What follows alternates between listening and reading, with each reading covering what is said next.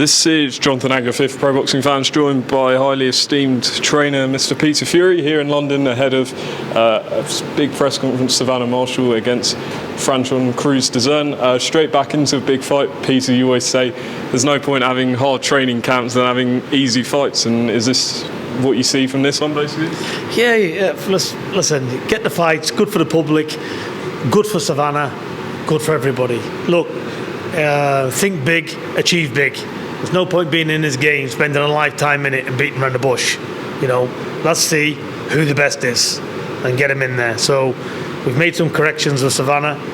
We're going to see a different fight next time, and Crews is going to bring a different fight. It's a terrific fight. It's another 50-50 matchup, but you know, these are the fights we want to see. What does sharing a ring, both as from your perspective as a trainer and for Savannah as a fighter, with someone at the elite level that Claressa Shields has operated at, what does that do for both of you? Well, I think it does a lot for Savannah because she knows at that very, very top level, you know, there was mistakes made. And listen, the best woman won on the night. But when I say mistakes, stuff Savannah needs to improve on. So not necessarily the mistake, the better fighter won on the night, but she's improving and she's working on a skill set. So like I say, it's we're happy where she is. And how do you assess the challenge of Franchon Crews-Dezurn compared to your last fight against Shields? Look, I'm always silently confident. I believe in my fighter. Maria, she trains hard. And we'll put it together, and I'm sure they'll be thinking exactly the same thing. So this is what makes boxing interesting. But listen, talk's talk, and action speaks louder than words. Tell me a world champion or a world level fighter that doesn't believe they're going to win. However many press conferences do you see up there, and they all say, "I'm going to win," but it doesn't always come out like that, does it? So I'm not really fazed what anybody says, what anybody thinks. I know my fighter. She's going to train hard and, God willing, get the job done. And the main event, Chris Eubank and Liam Smith going at it again. I don't think anyone really expected what we saw last time out. How different or similar do you think this second fight will be? Well, it's got to be a different fight for Eubank Jr, because if it's not, it'll go the same way, won't it? So he's got a lot to work on. He's got a lot of corrections to make. He's been in now with Liam. He knows what he's up against. And, look, it's all about how far can you dig when you're up against it. Chris Eubank Jr, he's a good fighter.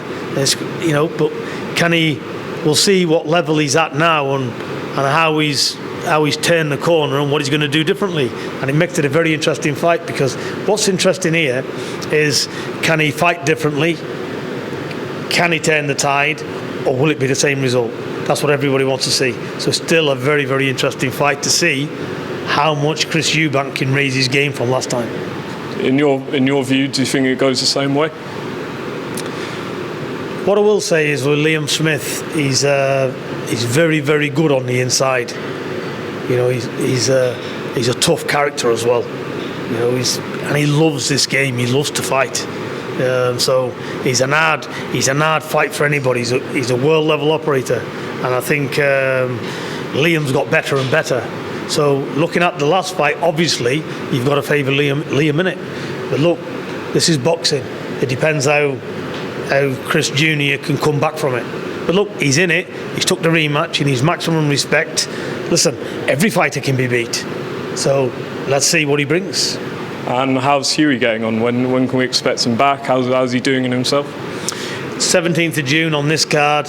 If not on this card, if Boxer and Sky's got a show in early July, which they're looking at, then Hughie will go on that one. But if not, he'll box on this one.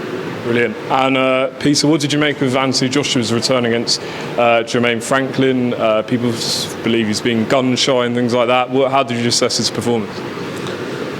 Well, only him and his trainer know. Maybe they're working on new stuff. They're doing a lot of things differently. I don't know. I never saw the fight. But, look, if you have a bit of a normal fight or, and it's a little bit boring. The thing is with Anthony Joshua, when he first started out, he gave devastating finishes. And when you set that benchmark and all of a sudden you back off and then you start to box and get a little bit more clever and people see it as boring. So I don't really know. I think the main thing is he's won, he's come through it. On to the next one. You're only as good as your last fight in boxing. They're talking about a massive fight against Deontay Wilder at the end of the year. people favouring Wilder at this point. What have you thought of that fight over the years, and is it closer than maybe you thought before, or how do you assess it? Wilder's a big puncher. He's got talent. He's a man who can punch. But I don't know. I see it as a 50-50 fight. I don't know who's going to win it. Peter, thanks very much for your time. Appreciate it, and roll on June 17th. Thank you very much.